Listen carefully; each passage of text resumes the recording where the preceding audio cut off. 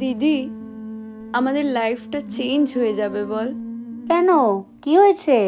এখন যেমন কোনো ডিসিশন নিতে হলে আমি তোর ওপরেই ভরসা করি, কারণ আমি জানি তুই ঠিক ডিসিশনই নিবি।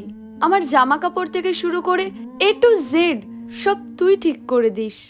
আমি যদি কোনো প্রবলেমে পড়ি, আমি সবার আগে তোর কাছে আসি, কারণ আমি জানি তোর কাছে ঠিক সলিউশন থাকবে। শুধু আমার একার না, বাড়ির সবার খেয়াল তো তুইই রাখিস। আর দুদিন পর তুই শ্বশুর বাড়ি চলে যাবি, তখন তো এই সব কিছুর দায়িত্ব আমার। আমি কি করে সামলাবো এত কিছু? ঠিক শিখে যাবি। সময় মানুষকে সব শিখিয়ে দেয়। একটা সময় হয়তো তোর আর আমাকে প্রয়োজনই পড়বে না। কিছু মানুষের অভাব কখনোই পূরণ করা যায় না রে দিদি। हजारों में मेरी बहना है।